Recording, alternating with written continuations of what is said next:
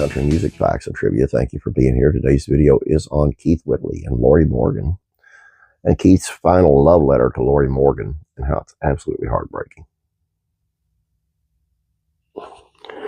Keith Whitley and Lorrie Morgan were a country music powerhouse couple in the late 80s.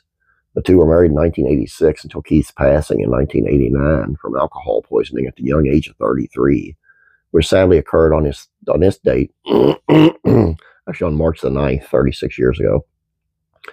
Though Lorrie Morgan was initially warned about Keith's alcohol problems by his manager, Don Light, she hoped against her better judgment that her love for him would be enough to help him overcome his struggles. I thought, as much as I loved Keith, surely that would help him. I felt in my own heart I kept Keith alive and a lot longer because I was there all the time. I put everything on the back burner, including my career, to help Keith. I never expected anything as bad as Keith had it. I thought it would just take love and someone to help him get through with it. He wanted it that way.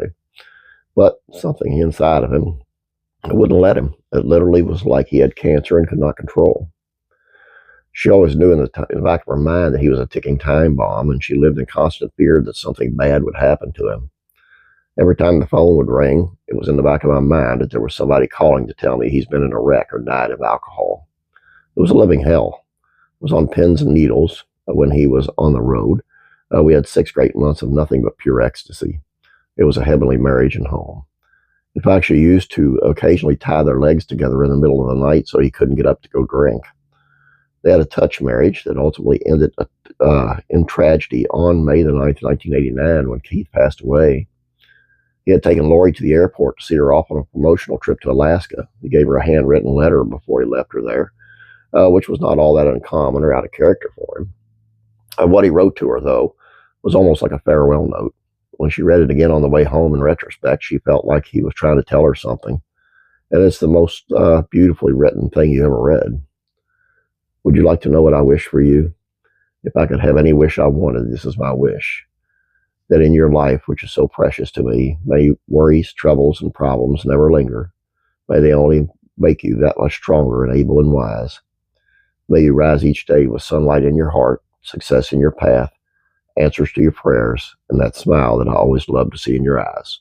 I love you, Keith. Just devastating. And I can only imagine what it means to her still to be able to have such a beautiful letter in memory of her late husband. Sadly, though, Lorrie has said that before that she thinks Keith might have tried to stay alive a little longer had he known he was about to be inducted into the Grand Ole Opry. He had stood in the historic circle many times, but never as a member, and the Opry had plans to surprise Keith with an invitation to become a member. Last year, the Opry held a special star-studded tribute to Keith Whitley, featuring his widow, Lorrie Morgan, and their son, Jesse Keith Whitley, along with Garth Brooks, Ashley McBryde, Mark Wills, and many others to honor the country music legend. Whiskey Riff spoke with Lorrie and Jesse Keith before the show, where Lorrie spoke of her husband's dream of becoming an Opry member. And as she explained, Keith didn't know that he was about to be made a member of the Grand Ole Opry when he passed away, something Lorrie found out from the Opry former general manager, Hal Durham. He didn't know it. It was a surprise that Hal Durham had told me. We walked up to Keith's coffin, and we were both standing there.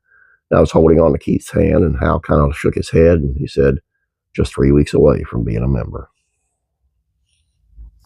It's just sad, because with any of the newer country music people, and it can be said about all the other oldies, but Keith Whitley had a pure, true country voice, just so talented, and there's not many out there. I mean, a lot of people, especially nowadays, their voices are all doctored in studio, and but Keith was the real deal, man. And it's just a shame that he couldn't handle that demon. And I don't know. That's all I got for you guys. Please subscribe if you have not yet. Please like this video. I'd appreciate it. You have a great day. God bless you, and I'm praying for you.